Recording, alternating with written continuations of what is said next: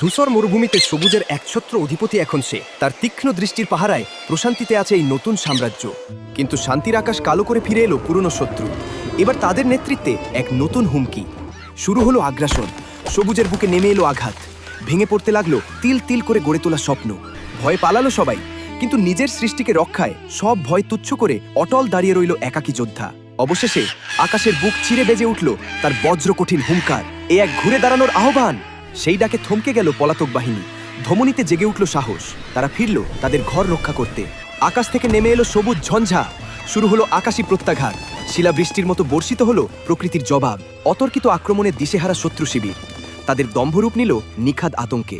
আর সেই অহংকারী সর্দার ক্রোধে অন্ধ হয়ে সে নিজেই ঝাঁপ দিল এক ভয়াবহ ফাঁদে। জাগ্রত হলো সহস্র হুল। দ্বিমুখী আক্রমণে পর্যুদস্ত আগ্রাসীরা লেজ গুটিয়ে পালালো দিগন্তের ওপারে, আর কখনো না ফেরার প্রতিজ্ঞায়। অস্তরাগে লেখা হলো বিজয়ের নতুন